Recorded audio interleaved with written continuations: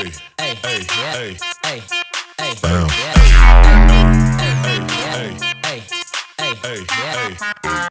guys, it's your boy DJ HardLogic here, coming at you with another Redstone tutorial. And sorry I sound like poop, I have a cold. In today's episode, I'm showing you various ways of making auto bucket fillers. I'm not really certain what else to call them, they just fill your buckets up with water. And to demonstrate that, I'll get a new bucket here.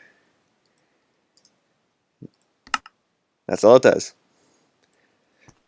But I have 6 different designs here, and they vary from flush with the wall but kind of large all the way down to flush with the floor. And I do have a couple that are more decorative than the others. So let's get started. Alright guys, so to start off, I decided to just make all the water containment areas, I guess you'd call them. The only one that doesn't actually have water in it is this one, but we'll get to that part later. So I'm just going to go down the line as they are on here. And we're starting with this one here. These are all fairly simple and they can be done pretty easily. You'll need quartz for all of them because they will all have at least one element that requires quartz, like either a comparator and or an observer. But to start off, we'll take our dispenser here, break this block, put something here so you can actually place it, have it facing downward, and then put a block here, block on top, block up here, and block there. Then we'll take a comparator, put it here, a repeater, put it here, and redstone, and that one's done. Next we'll move on to the next one, which is also fairly simple, and it is missing a piece right there. So what this one does is kind of the same concept as this. Have that one there, this one facing down, take that one away. Put a block on top of your dispenser, comparator, observer facing down, redstone, and that one is done. And the way this one works is when you put a bucket in, the observer detects that this turns on and updates the block. The only downside is that you can't really have this one flush with the wall because of this bit of redstone here. Moving on, this blue one is the one that I actually used in my survival world.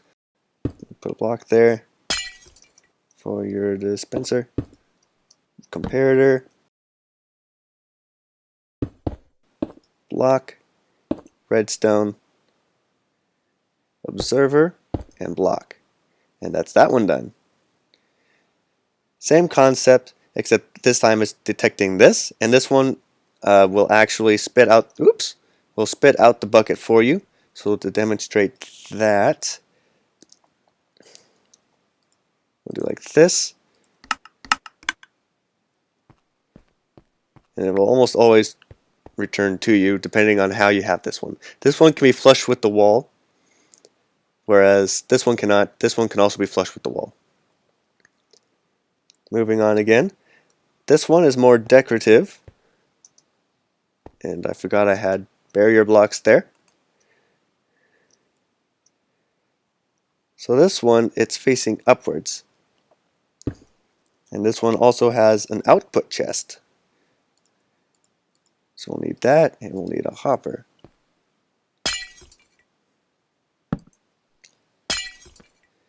Break these blocks because you don't need them.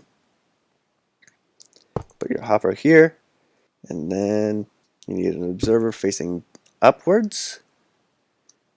I'm just going to break these blocks so I can get around. Comparator here. Put a block, another block, block. Okay. So here you're going to put a piece of redstone. Now you're going to need some repeaters. One here set to 3 ticks. A redstone torch so that it doesn't just immediately take up the bucket when you put it in. And then another block right there. An observer facing downward, like so. And then we need some slabs. I prefer using slabs because that way if you need to change this, you can do so easily. Redstone, repeater, you can fill in your floor again.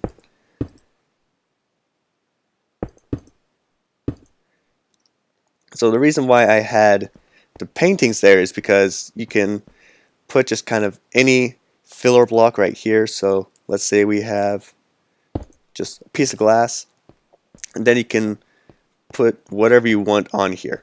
It's totally optional. I did it because I thought it would look a little bit better, but that's just me.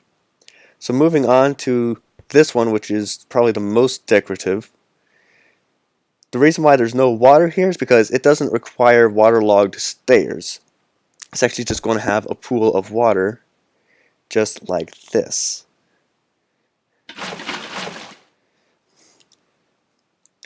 So now, once we have that, we're going to get our dispenser.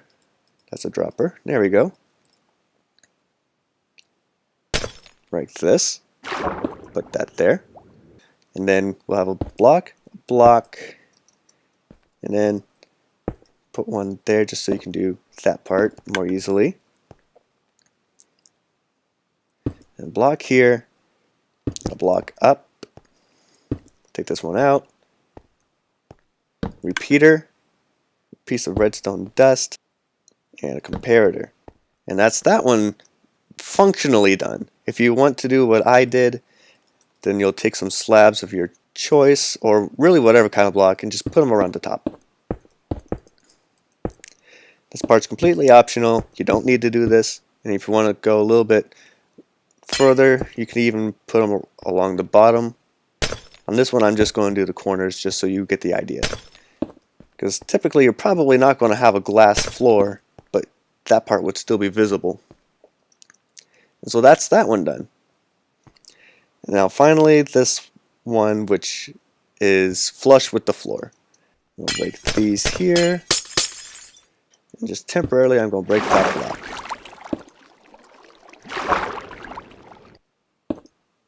So now what we do is get that out of the way.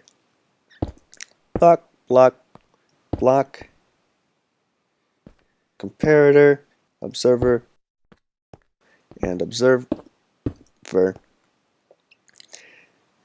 And then you can take a piece of carpeting. So let's just, if I can find it, there we go. Just any color carpeting you can put right there. And now it's flush with the floor. And all of these work all the same. A couple of them will spit out the bucket, like this one or this one, but they all work nicely. Well guys, I hope you're able to find these designs useful and able to use them in your own survival worlds. If you have any suggestions of what I might be able to do for other videos, please leave comments down below. I do have ideas, I just don't really know when I'll be able to do them, but I really enjoy making these types of videos. Leave a like if you had fun, and consider subscribing if you enjoy this content. I'll see you guys in the next episode.